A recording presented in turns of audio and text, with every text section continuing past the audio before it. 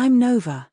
This episode covers Hermes Agent 0.15, Codex 0.135, Claude code on NPM latest, Opus 4.8, and 4 project radar items. I'm Alloy, and this is AgentStack Daily. Hermes v 2026.5.28 and v 2026.5.29 ship a full multi-agent Kanban surface with auto-decomposition, swarm topology, and worktree isolation. Codex sharpened its diagnostics with a richer doctor command. Claude code shipped dynamic workflows as a core structural feature through an Opus 4.8 release.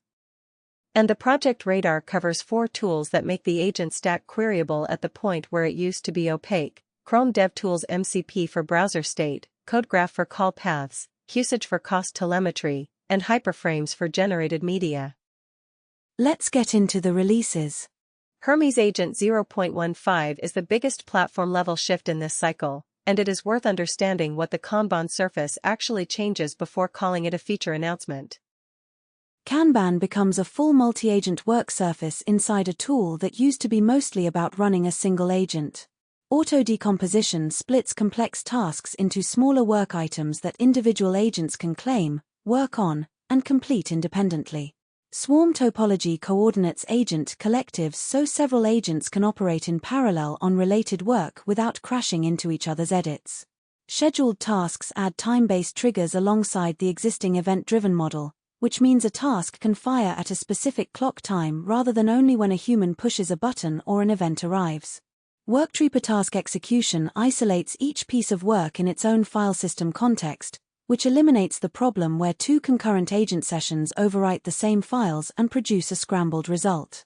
Per task model overrides let the operator assign a stronger model to a complex refactor and a cheaper one to a straightforward documentation pass without touching the global configuration. Those 5 capabilities together answer a real coordination problem that teams hit as soon as they try to run more than one agent on the same project simultaneously. Without durable assignment, isolated working trees, and typed task decomposition, parallel sessions accumulate contradictory edits, ghost files, and confusion about who made which change and when. With this release, teams get a chain of custody for every piece of parallel work. Every task has an owner, a model assignment, an isolated worktree, and a completion record. That is what a real operations platform looks like for agent work. The codebase split improves cold start. The large single module path was broken into smaller pieces, which makes startup faster and maintenance easier to reason about. Session_search became dramatically faster and free. That is not a cosmetic detail. When a team has dozens of stored sessions and hundreds of tools loaded, search needs to be cheap and fast. If finding an old session is slow and expensive, builders stop trying. Fast, free search removes that friction entirely and makes project memory something people actually use. Promptware defense is new and important in this release. It detects and resists prompt injection attempts that try to redirect agent behavior through user-supplied text, comments, file names, variable names, or chat messages that contain hidden instructions designed to override what the agent was actually asked to do. That attack surface has been growing as more agents process untrusted input, and having a defensive layer built into the core product rather than bolted on as an afterthought is a meaningful safety improvement. Bitwarden Secrets Manager support gives teams a shared vault for provider keys and credentials instead of scattering sensitive values across environment variables and startup scripts, where rotation and security audit become nearly impossible. Skill bundles let teams capture and version a complete workflow as a reusable unit, so a pattern that works once can be captured, shared, and reused without reconstruction from memory. The Ink TUI gets multi-session orchestration. Someone running several agent tasks at once from the same terminal can now switch between sessions cleanly rather than watching everything collapse into a single scrollback. Image providers expand with 2 new integrations, which gives agents building visual content real alternatives rather than being locked into one provider's API and pricing. The MCP catalog gains a NUS-approved interactive picker, which makes it straightforward to browse and install MCP servers from a curated list rather than hunting through documentation or arbitrary GitHub search results. NTFY messaging joins the notification layer for push alerts in a different style than the older options. And the XAI and web search provider integration deepens, which gives builders a stronger alternative task routing path worth considering for certain search-heavy agent workflows. The follow-up releases fixed the loopback dashboard reload loop that made the web interface cycle endlessly on authentication errors. Anyone who uses the dashboard regularly knows how much that disrupts a session. Docker insecure mode becomes an explicit opt-in rather than something inferred from the bind host, which is a healthier security posture by default. Plugin manifests now ship in both distribution formats, which means an installed Hermes can discover what plugins are available automatically without requiring manual configuration or path guessing. Path resolution for bare MCP commands improves across those patch releases, Markdown media delivery gets restored after some regressions in that path, and packaging published artifacts are cleaner overall. OpenClaw stays on its stable line this week while Hermes takes the main release stage. The latest tagged OpenClaw release establishes the current baseline for content boundary enforcement, Codex app server recovery logic, provider catalog work, embedding provider improvements, DLLM thinking parameter configuration, durable channel delivery, and metadata cache optimization. Worth watching in beta form is the OpenClaw 0.28 line, which is working through app server recovery, subagent workspace separation, hook context isolation, timeout lock release behavior, stale restart avoidance, channel identity hardening, Discord recovered tool warnings, delivery path improvements across Slack and Telegram, malformed callback rejection, provider expansion, and browser timeout validation. That work belongs in the stable track once beta clears, and the changelog notes are worth reading even if you are not deploying beta builds just yet. Codex 0.135 is smaller than the Hermes release, but it lands on the surfaces that matter most when a local coding agent breaks in ways that are hard to explain without structured diagnostics. Codex Doctor gets the most important upgrade in this release. It now reports richer environment diagnostics covering Git state, terminal setup, app server status, and thread inventory across the running session. That may sound like a support utility, but it is actually a core daily use feature. The overwhelming majority of coding agent failures are environmental rather than model-based. The wrong shell helper version, a stale app server process, a mismatched remote transport session, surprising repository state, or a terminal corrupting output, all of those look like agent failures until the doctor command shows what the runtime environment actually looks like right now. Running Doctor before blaming a model is the first habit to build for anyone troubleshooting Codex setups. Remote status reporting deepens for distributed setups. When the TUI is connected over a remote transport, the status command now surfaces connection details and server version alongside the basic output. That makes it practical to diagnose a misbehaving remote session without needing direct log access to the remote machine. For teams where the coding agent runs on a different host than the human, that operational visibility is a meaningful improvement over blindly guessing what version is running on the other end of the connection. Permissions management gets named profiles. Rather than one flat permission set assembled from scratch each time, a builder can define a profile with a specific name and a curated set of allowed operations and apply it to a specific context. A daily personal coding session might use a broad profile. A shared build environment or a repository with high blast radius commands gets a tighter one. Named profiles make the permission model auditable, reviewable, and assignable rather than a pile of one-off flags that are easy to forget and hard to reason about after the fact. Packaged builds can now discover the bundled patched ZSH helper across supported macOS and Linux targets. Codex on those platforms often runs command wrappers through the shell. If the helper version is wrong or unpatched, the wrapper produces unexpected behavior that looks like a command failure but is actually a shell integration problem. Making this discoverable and visible means Doctor output and user diagnostics can report shell environment state accurately instead of guessing, which removes a whole class of misleading error messages that slow down debugging. The Python SDK adds opinionated sandbox presets for thread and turn APIs. Instead of configuring sandbox behavior from scratch on every new integration, teams can choose a preset that matches the intended interaction pattern. That is a safer, faster path for teams extending Codex without handrolling sandbox boundaries. The install process gains a non-interactive mode flag for CI pipelines, container image first run sequences, and scripted environment provisioning, which makes automated setup practical for teams that want reproducible build environments. The fixes in this release are equally practical for daily use. Markdown tables and multiline lists render more readably. TUI output is more stable on macOS and Zellige. /command completion preserves draft text instead of clearing it prematurely, which is a small quality-of-life issue that becomes genuinely annoying in long interactive sessions. Older tmux and iTerm control mode sessions handle Control-C correctly again.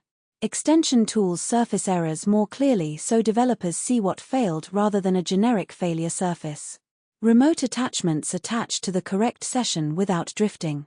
App Server runtime now respects model choices on restart instead of silently overriding them. And MCP tools that have already disconnected stop showing as active when they have timed out, which removes misleading process state from the interface. The practical recommendation is to make Codex Doctor the first diagnostic step before assuming the model is responsible for a failure. Define named permission profiles for any repository where broad shell operations would be risky. Use SDK sandbox presets instead of building configuration from scratch. Test one remote transport session after upgrading and compare the Doctor output against what you would have found by manually running diagnostic commands. That sequence turns a vague failure into a specific failure with a named surface, a status readout, and a path to a recovery step. Claude code on NPM latest moved through an Opus 4.8 release wave with several intermediate patches in the 2.1 line. The first notable landing brings Opus 4.8, dynamic workflows for longer background efforts, fast mode pricing adjustments, effort label changes, background shell dispatch from the agent's command, streaming tool execution by default, stio MCP session environment variables, and pending approval rendering for MCP JSON server configurations. Dynamic workflows are the structural change worth understanding carefully. They let Claude Code organize larger efforts across background agents with workflow status reporting instead of making one foreground turn carry a long-running job to completion. That is the difference between an agent that handles a task in a single pass and an agent that can manage a multi-hour task with named checkpoints, status updates, and mid-process human approval points. Teams running large refactors, test suite overhauls, multi-file migrations, or long documentation passes should find dynamic workflows change how long agent work feels in daily practice. Background shell dispatch through the agent's command adds a path for launching shell commands in the background without blocking the foreground session. Streaming tool execution means the agent surface shows progress as it happens rather than waiting to produce a final report after a long wait. Both together make long-running workloads more interactive and easier to monitor live rather than staring at a blank terminal wondering what is happening. A point release in that line patches a thinking block API error that affected Opus 4.8 sessions. That kind of targeted fix matters because Opus 4.8 puts heavier load on the reasoning and thinking infrastructure than earlier models. A thinking block API error can make a session look like a model failure when the model is perfectly fine and the problem is purely in how thinking output is transmitted by the transport layer during a long session. These patches are exactly why pinning to a working NPM version and actually reading changelogs matters for stability. The latest NPM release then ships the fuller plugin and worktree story. Plugins in the .claude skills directory are now loaded automatically without manual registration. The plugin init command scaffolds a new plugin with the right configuration structure, removing the blank page problem for teams that want to extend Claude code. Plugin autocomplete improves so available commands are actually discoverable. The agent's command honors the agent field from the settings JSON file for dispatched sessions, which means an operator can configure which agent mode applies per task without changing how the CLI is invoked. Worktree switching becomes a named function rather than a separate utility call. Tool decision telemetry can optionally include full tool parameters when the user opts in. And completed worktrees are left unlocked so automated cleanup can prune them without hitting file locks, which is the kind of practical behavior that matters as worktrees accumulate across a team's workflow. That whole feature set turns plugins and worktrees into a first-class operational layer rather than features that work in simple cases and fall apart in complex ones. With automatic discovery, scaffolding, autocomplete, per task agent mode configuration, named worktree switching, optional telemetry detail, and clean unlock behavior on completion, the system is building a proper agent operating environment instead of bolting features onto a CLI. The distinction matters because the workflow layer is becoming as operationally important as the model underneath. Anthropic Opus 4.8 is the model underneath this wave. It is positioned for harder coding tasks, agentic workflows, and professional work, with standard Opus pricing unchanged from its predecessor while offering lower-cost fast mode than earlier iterations. The practical evaluation question is not whether a benchmark moved. It is whether the combination of stronger reasoning, effort controls, and the dynamic workflow layer can run a harder task end-to-end, produce clean worktree output, and hand off results without the operator needing to babysit the session. Watch for how effort settings interact with the workflow layer on hard tasks, because that is where the value of Opus 4.8 shows up differently than in simple benchmark comparisons. The post-upgrade checklist should be specific and actionable. Pin the desired NPM lane to match the feature level the team actually needs. Test Opus 4.8 on one contained repository task to verify capability and API behavior. Create one local plugin using plugin init as a structural exercise to understand the layout. Verify that skills directory autoloading works as expected before the next session. Inspect whether completed worktrees are being cleanly unlocked or accumulating as locked orphan directories that no automated cleanup can touch. Pinning the NPM lane is the most important of these steps because NPM latest moves faster than most teams track, and a team on an older 2.1 release may not realize what features it is missing from the newer line. OpenAI's May Workspace agent release notes point at the same direction across several features. Agents are becoming shared workspace actors, not just personal assistants queried in isolation. The feature set is broad in scope. Workspace agents can use the latest GPT model with reasoning effort controls, which gives builders a way to tune reasoning investment per task. Admins can control which roles are permitted to publish agents into a shared directory, which means governance surfaces need to be set up front rather than retrofitted after something goes wrong. Guided setup walks users through agent configuration with better structured questions that reduce the chance of a misconfigured agent appearing in shared channels. Agents can produce audio files as output, which introduces storage, review, and distribution considerations that do not exist for text-only agents. Slack agents can respond to relevant follow-up messages in a thread after the initial mention, which means the agent needs enough context awareness to distinguish relevant replies from noise. App action safeguards let builders constrain what an agent can do within each enabled workspace application before the agent gets right capable tools turned on. Those details matter because shared agents carry different risk profiles than personal ones. A Slack thread agent that does not know when to stay quiet will spam a channel with irrelevant responses. A speech output agent without storage and review policies will create audit problems. A shared directory without publishing permissions is effectively open to anyone who can discover it. App safeguards need to be set before mutating tools are enabled, not patched together after a problem appears. The OpenAI broader remote access and access token story fits the same architectural pattern. The machine that holds the files, credentials, and build outputs is the real execution boundary. Phones, scripts, and managed workspace identity become control surfaces that supervise what runs near the real environment. Execution stays near the private context where it belongs. Supervision and approval happen from the channel that fits the moment. That is the stable architecture for agent work in shared environments. Run near the data, supervise from anywhere appropriate, keep identity scoped, and govern what the agent can publish and act on. The evaluation workflow for this release is short and concrete. Separate personal agents from shared directory agents and apply different trust levels to each category. Test Slack thread follow-up behavior in one low-risk channel before enabling broad threading. Set app-level action safeguards before the agent gets mutating tools activated. Keep audio file generation on explicit controlled workflows until storage, review, and distribution expectations are documented and understood.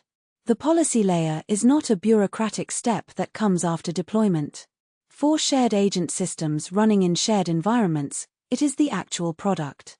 Once agents can respond in shared channels and take actions inside Workspace applications, the admin surface becomes a core product layer rather than an afterthought. That is a meaningful shift in how agent deployment is understood across the industry, and it changes what every builder needs to think about when moving from personal agent experiments to shared team infrastructure. Chrome DevTools MCP is worth watching carefully because it addresses the most common front-end coding agent failure pattern. The model reads the source files, produces a confident edit, and the browser does something completely different at runtime that nobody predicted. The current release is a minor patch, but the project itself is the important piece with a clear purpose in the AgentStack. Chrome DevTools MCP exposes Chrome browser debugging capabilities through an MCP bridge, which means coding agents can query and interact with a live browser through a structured interface instead of relying on screenshots, static source analysis, or copying console output manually. That distinction matters enormously for front-end work, where the gap between what the code does and what the browser actually does at runtime is the most common source of mysterious bugs. A DevTools-backed MCP bridge makes that gap visible and actionable instead of leaving the agent to guess from source. For OpenClaw, Codex, Claude Code, and Hermes, the value proposition is a tighter feedback loop from browser state into the agent reasoning layer. DOM inspection, network request monitoring, console output, runtime performance data, and page state all become queryable by the agent as structured, actionable information. This is fundamentally different from visual computer use, which shows what a human sees on screen but cannot explain why the browser reached that state internally or what conditions produced the current outcome. A screenshot tells you the effect. DevTools state tells you the cause.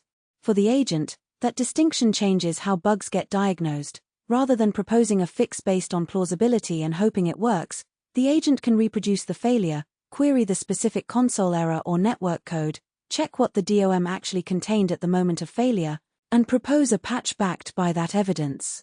A model that reads source files carefully can still miss runtime behavior that only appears in a running application. A network request that fails after hydration. A console error that surfaces after an asynchronous operation completes. A CSS rule overridden by a later stylesheet load where the timing makes the override difficult to predict. A page identifier that changes under specific user interaction sequences. A performance regression visible only under production load. All of these runtime behaviors are invisible to static source analysis no matter how thorough the reading, and they are fundamentally unpredictable from source code alone.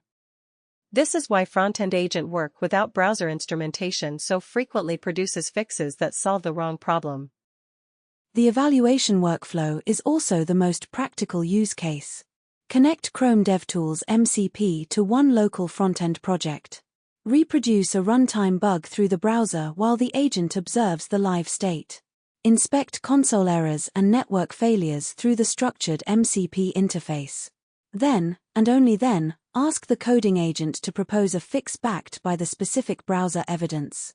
A front-end agent that can examine the running application output is far less likely to produce confident but wrong edits based on source analysis alone. This is the evidence-first pattern applied to front-end work, and it produces better outcomes than trusting that the model understood the source correctly and hoping the next edit is right. The feedback loop is straightforward: reproduce the runtime failure, instrument the browser state with structured diagnostics, patch from that evidence, verify the fix in the browser, then document the cause and the solution for future reference. That loop is more reliable than trusting that the next model edit is correct and hoping a regression suite catches whatever the mistake turns out to be. The project radar has 4 surfaces today, each making a different dimension of the stack queryable instead of opaque. Code graph gives coding agents a local pre-indexed code knowledge graph so routing, call path, and architecture questions get structured answers instead of requiring the agent to spend tool calls visiting generated files and same-name symbols. Its latest release improves Go gRPC implementation resolution so generated service stubs and handwritten service definitions are disambiguated correctly. Generated files get deprioritized in query results so agents see handwritten source first. Dynamic dispatch trace output now includes the full call chain for routing questions. Multi-module endpoint selection improves for larger projects, and small projects get inline routing context for simple route tables. That tracking specificity is what separates a code graph from a keyword search, not just what files contain a word, but how the architecture actually connects. The practical test for CodeGraph is a routing question. Ask it how one web request reaches its handler through a layered service. Get a structured answer that traces the call path with evidence including file names, line numbers, and relationship types. Compare that with what raw text search would produce for the same question. If the structured answer actually changes the plan or reveals something text search would miss, CodeGraph is earning its place in the stack. If the answer is no different from grep, it is not worth adding yet. Usage attacks a different blind spot, usage accounting and cost visibility at the operator level. Its current release adds Opus 4.8 pricing, fallback pricing behavior for unknown models, missing price warnings, Copilot OpenTelemetry gap explanations, and OpenCode cost fixes. As AgentStack scale with more background workflows, long-running sessions, model routing, and media generation, cost visibility becomes scheduler input rather than optional accounting trivia. A system that knows which models are running, what they cost per token, where the pricing table has gaps, and which telemetry paths are incomplete can route work to cheaper models when appropriate, pause before a budget window closes, or stop a task that has become wasteful. The cheapest failure is the one the scheduler avoids because it understood the budget before clicking upload or spawning 20 parallel agents. Usage makes cost evidence available locally without requiring a third-party billing dashboard or waiting for a monthly invoice. Run it over current Claude code, Codex, Copilot, or OpenCode sessions. Compare model families across similar tasks. Feed the observed usage into scheduler decisions before launching bulk agent work or media generation jobs. Without that, teams discover budget limits only when a job fails from running over a quota that nobody tracked. With it, the scheduler has input that actually changes behavior before the problem becomes a failure. Hyperframes is the media counterpart, treating video as HTML source plus renderable runtime so the output is testable, patchable, and version controllable rather than an opaque final artifact. The stack angle is bigger than individual playback fixes in a patch, HTML, CSS, animation state, playback rate, and rendered output all become software artifacts that coding agents can inspect and patch the same way they handle a source file. Agents can generate a visual sequence, render it, inspect playback behavior, patch from evidence, and keep the HTML source and version control alongside the script that produced it. That is more reliable than treating a final video file as the first real artifact and hoping the quality was acceptable without any inspection path. Hyperframes is practical for product demos, podcast shorts, documentation walkthroughs, and explainer clips.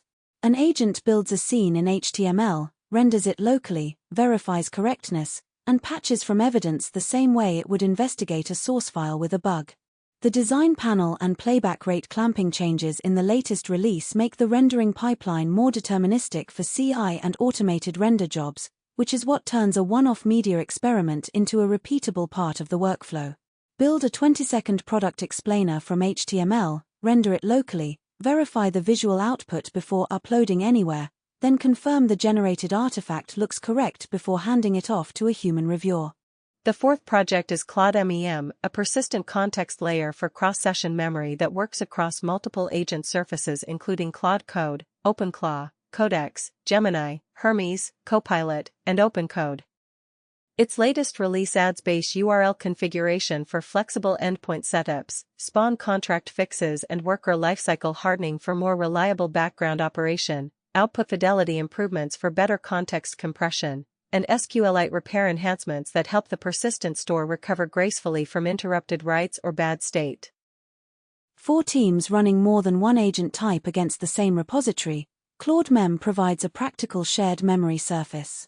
Several agents can query the same context store without each having to rediscover the same project information from scratch. The memory provider is explicit rather than tied to one agent's transcript format, which means teams can switch which agent handles a task without losing accumulated context. The practical validation is specific. Connect to a disposable test repository, run 2 short sessions with different clients, and verify what context was recalled and what was withheld. That confidence in memory fidelity is what makes cross-agent handoff genuinely practical for real workflows. The common thread across all 4 projects is structured, queryable state where the stack used to be blind. CodeGraph answers call structure and routing questions. Usage answers cost and usage questions. Hyperframes answers rendered media questions. Claude MEM answers cross-session memory questions. Implement the ones that close the biggest visibility gap in the current stack, not all of them simultaneously. A team whose agents frequently ask routing and architecture questions should add CodeGraph first. A team whose scheduler tasks run over budget without warning should add usage first. A team whose agents generate media without good inspection paths should add hyperframes first. A team whose agents work in silos without shared context should add Claude MEM first. Match the project to the actual opacity problem, not to the most exciting star count on GitHub. The useful builder pattern here is evidence before action. If the build target is a frontend, the workflow should not begin with a confident patch. It should begin by opening the app, reproducing the behavior, reading the console, checking the network path, and then changing the smallest thing that explains the runtime evidence. Chrome DevTools MCP fits that workflow because it gives the agent a way to see the browser as a running system instead of a source tree that might or might not match what the user experiences. If the build target is a service or framework change, the workflow is different. The right starting point is the call path. CodeGraph is useful when the builder needs to know which handler receives a request, which service owns the domain transition, and which generated boundary should be ignored during planning. That is how an agent avoids a common failure mode, editing the first symbol that matches a search term, then discovering that the real path used a different implementation. The better pattern is to trace, patch, test, and only then ship. If the build target is a scheduled agent run, usage telemetry belongs near the front of the workflow. Background agents, media renders, translation lanes, and upload jobs can all be individually sensible while the combined run is too expensive or too close to quota. Usage does not replace provider limits, but it gives the builder a local cost signal before the scheduler starts work. A scheduler that knows the cost profile can choose a cheaper model for simple cleanup, reserve a stronger model for high-risk synthesis, delay a bulk job until the next quota window, or stop a deploy from launching more work than the day can absorb. If the build target is generated media, hyperframes points to the same discipline. Treat the scene as code-shaped source, render it, inspect the result, patch what failed, and keep the build path repeatable. That workflow matters for demos, shorts, explainers, and product walkthroughs because the final media artifact should not be the first place anyone discovers that timing, layout, or playback state was wrong. A media pipeline that can be rendered and verified by an agent is much easier to maintain than a one-off export that only exists as a finished clip. And if the build target is cross-session agent continuity, Claude MEM is about trust boundaries as much as memory. The pattern is not simply remember more. The pattern is to decide what should be recalled, what should stay out of context, and how a builder proves that the memory layer behaved correctly across 2 different clients. That means testing recall against a disposable repository, checking what context returns, checking what context is withheld, and only then relying on it for a real multi-agent workflow. Put together, the radar is a set of workflow gates. Browser evidence guides front-end patches. Codeflow evidence guides architecture patches. Cost evidence shapes bulk agent dispatch. Render evidence shapes media release. Recall evidence shapes shared memory trust. That is the practical part of the episode. Each tool earns its place when it changes the next build decision, not when it adds one more logo to the stack. This is also how teams should evaluate releases like Hermes, Codex, and Claude Code this week. Do not ask whether the feature list sounds impressive in isolation. Ask which workflow becomes safer or faster. Hermes Kanban matters if tasks can be decomposed, assigned, isolated, retried, and audited. Codex Doctor matters if a broken local run can be diagnosed from environment state instead of guesswork. Claude Code dynamic workflows matter if a long job can report status, keep its worktree clean, and hand back a result that the builder can actually review. The strongest release is the one that turns a confusing daily build path into a repeatable operating pattern. The practical cue from EP059 is not abstract. It maps directly to decisions a builder or team lead needs to make this week, and in some cases before the end of the day. For teams already running Hermes, the 0.15 upgrade is the most consequential platform decision on the table. The Kanban orchestration changes how parallel agent work gets split, assigned, and tracked. Worktree per task execution makes that splitting safe because isolation is what stops two agents from writing to the same file simultaneously and producing a result that nobody can untangle.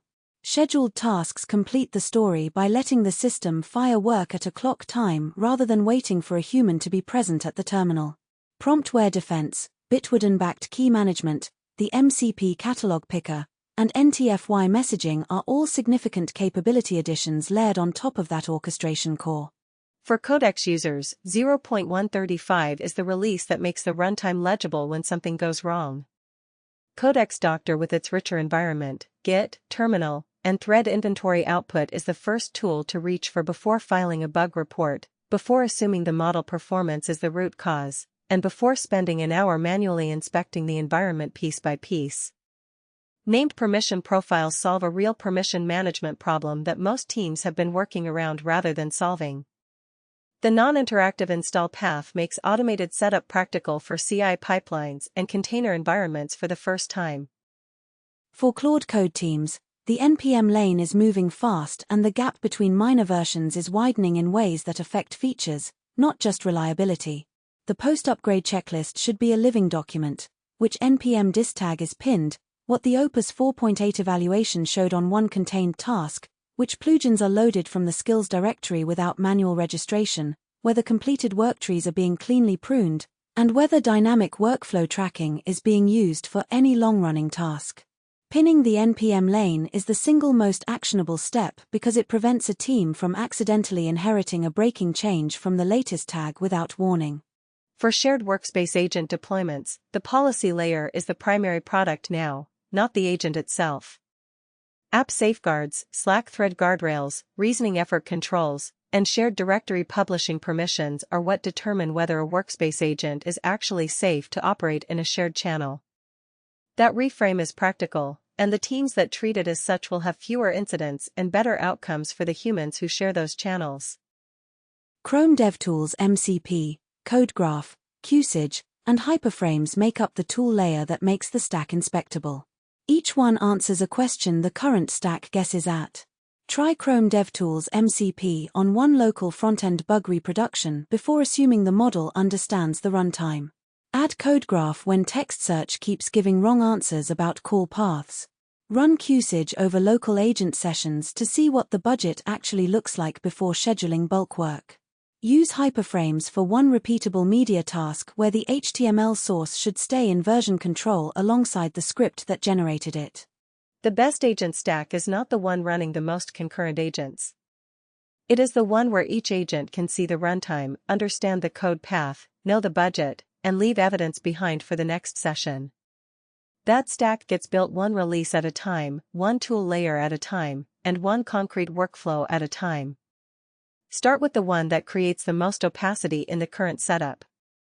For source links and episode notes, visit Toby on fitnesstech.com. I'm Nova. I'm Alloy, and this is AgentStack Daily. We'll be back soon.